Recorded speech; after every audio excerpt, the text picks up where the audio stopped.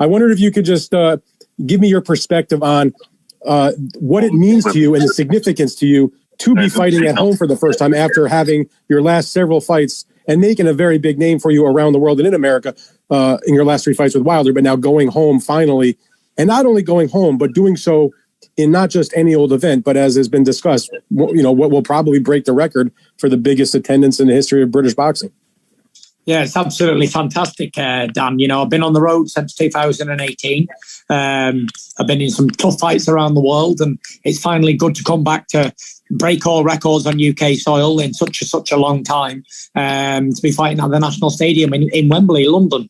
It just shows you how much the fans support me, and I'm overwhelmed. Like I said earlier, I'm overwhelmed with the support that I've been showing since the comeback, really, since the second career. It's been absolutely fantastic. And I just want to say a massive thank you to every person who bought a ticket, who made this event possible, because not only me and the promoters and the opponents made this event happen. Without the fans, then there would be no event. That's a fact. So we owe a massive thank you to everybody who spent their hard-earned money on a ticket. And we're going to entertain like nothing we've ever seen before. So I'll ask you this, Tyson. Are you, first of all, you're not going to be facing Deontay Wilder for the first time in a while. So that's got to be a change of pace for you. If you could discuss finally facing somebody different, but also how surprised are you that there was, I knew there'd be a big crowd, but are you a little bit surprised that it's that big, that they have welcomed you with this much open arms and it's become this big of an event and not just, a good, solid, big time heavyweight title fight, but the biggest of all time? Yeah, I'm not surprised because I knew how much support I'd been getting over social media and fan mail and stuff. I knew how much people have appreciated the comeback and the mental health return and all that. So I wasn't surprised, but to sell Wembley out in like a few hours, that was it was crazy for me. I know that you've talked about the possibility of retirement. Some people within your circle have said that's not true. Where are you in your mind with the idea of retirement at this moment? Well, to be honest with you, I'm only thinking about Dillianem Whyte at this moment. I'm not thinking about retirement. That'll all come after I've had a fight. We'll think about what's going to happen and what the future holds for me. At the minute, I've got a massive task in Dillian. A lot of people are underestimating Dillianem Whyte, but not me. I give the guy all the respect he's deserved throughout the training camp. I've been training since January. I've been breaking all records in the gym. I've been feeling good, looking good. So yeah, I've not underestimated this guy. I've given him the respect that I did Deontay Wilder and everybody else. So I really, really have trained well and I'm prepared very good for this fight. So I'm looking forward to it. You, before the fight with Deontay Wilder, you certainly had your words with each other, but you always said he was the second best heavyweight to you. Where do you think Dillian Whyte falls in line there? I think Dillian's definitely a top 5 heavyweight for sure. He's definitely in the top 5 heavyweights. He's the number 1 ranked WBC contender. Like everybody knows, he's been the mandatory challenger for like 147 years. So yeah, he deserves his shot. He's getting his shot at the title, and that's it. There's not much more we can say. Dylan's definitely a top 5 heavyweight. And if he beats me, he'll be ranked number 1. So all to play for. Throughout your career, we've seen you box in various ways, whether you're orthodox, southpaw, on the back foot, coming forwards, getting rough, getting involved. To counteract what you feel Dillian's best at, how do you feel you'll approach the fight to be successful against him? We'll make that decision as soon as the first bell goes. So it's up to Dillian, really. Whatever he wants to do, then we'll accommodate him, because that's what good champions do. We adapt to the situation, the environment that we're in.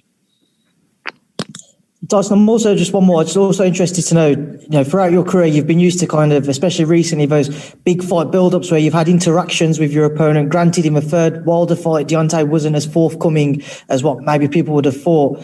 Do you feel like does it feel like it's as big a fight to you that going in with Dillian as what it could be if he had been more involved in the build-up, if he had maybe turned up to the announcement press conference and what have you? I don't think it really matters, to be honest, because if the fighters speak a lot or they don't, it doesn't really matter when they get in the ring. After that first bell goes, it doesn't matter what he said, what I said. It's all down to the fists and the game plans and who does what on the night. So whether the opponent wants to talk a lot or they don't, I know it's a big fight. We sold 94,000 tickets. So we're definitely going to put a show on, and I'm looking forward to a massive night of boxing. Why do you think Dillian's now changed his mind about participating in the pre-fight media stuff? Why do you think now's the time that he's decided to get involved? I think fight week and everyone's excited. He's done his training. He took himself away in Portugal for the full fight camp. He lives over there, so he's been just keeping himself to himself, and he's been doing his training, focusing on that. So now the training must be finished. He's interacting into the fight week and doing his bit, playing the part. We all have a part to play. Does any part of you miss the kind of back and forth that you get at a traditional press conference between the two of you? You often get the better of fighters in that context. Not really, because it was only an announcement press conference. It wasn't the actual press conference for the fight. I'm sure that the fight week press conference, we'll be talking to each other then.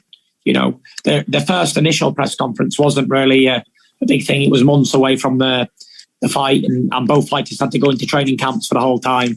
So it didn't really mean much, to be fair, anyway. But it was what it was. I thought I handled it pretty good myself on my own, single-handedly. Sold out Wembley Stadium on me. Didn't do a bad job, to be fair. Do you get anything from the face-offs? Because there's been a lot of talk about whether he'll participate in a face-off at the presser or the weigh-in. Do you take anything from the face-offs with your opponents? Not really, to be fair. It's all typical boxing stuff. You know, it's, what do we call it? It's like what boxers do. They stand up, they look each other in the face, they get head-to-head. It's all the old cliche, isn't it? Oh, don't look at me. Whoever looks away first is a pussy, and all that sort of stuff. You know, it's, oh, you shove me, I shove you, I grab him by the throat. I actually think that fighters should have a massive sanction put on them by the boards when they start acting up at press conferences and weigh-ins. They're grabbing each other by the throat with no intentions of actually doing anything, because they think that's what sells tickets. They think, like, if I get up at a press conference and grab a guy by the throat lightly, then, oh, that's what sells. Well, that's not what sells. People do this today because they can't talk. They've got zero talking ability. So they think that grabbing a guy's T-shirt is going to help sell a fight and get people interested, but it doesn't. It's actually pathetic. Let me grab this guy's T-shirt. Me and Sugar Hill was actually talking about this recently. Like, let me just run off the stage and try and hit somebody or grab a guy by the throat. It's absolutely ridiculous. It's a professional sport. We're all adults here. We're not kindergarten school children. And the more I think about it, the more it makes sense for these the border control of the different countries to act, because I think it's out of order, all the childish behaviour around adult sporting events. When the bell rings Saturday night, St George's Day, Wembley Stadium, we're all there, 94,000 people, millions watching at home. When that bell rings, in your mind, tell us what you're visualising you do to Dillian Whyte. I don't really visualise anything. You know, a lot of fighters, they have tunnel vision and they envisage themselves winning fights or whatever. I just take it all in. I enjoy the moment because, you know, I'm obsessed with time. And I'm obsessed even more with moments in time. And as human beings, we only have a certain amount of moments in time. And these are my moments in time. And I got to take every second as a blessing, because that's what it is. I've been blessed abundantly to be at this stage in my career and be in this position in my life. And it's all time that you can never get back. Once it's past, you never reverse that clock back. So I enjoy it. A lot of people look forward to what they're going to do after the fight. They're going to go out, they're going to go on holiday, spend time with the family, but not me. I like to enjoy every second I'm in that ring. And for me, it goes very quick. Even if it's a 12-round fight, it goes like 2 minutes. I wish that I would do a fight for like a full day long, like a full day of fighting. That would be more my style, and just enjoy it. Just enjoy getting punched and punching someone in the face. It's absolutely fantastic. And for people who know what I'm talking about, they'll understand what I'm talking about. But from the average person looking in the thing, that's something a lunatic would say. But, you know, I really enjoy it all. I enjoy the fight game, or else I still wouldn't be in it after all these years. I really do love it. And it's probably the only time I'm actually truly happy. I'm really happy when I'm in the boxing ring getting thumped in the face and you know, have to climb off the canvas, or a big dramatic finish, or a big dramatic something's happened in the fight. It's all very entertaining for me in my life, and I really look forward to it all.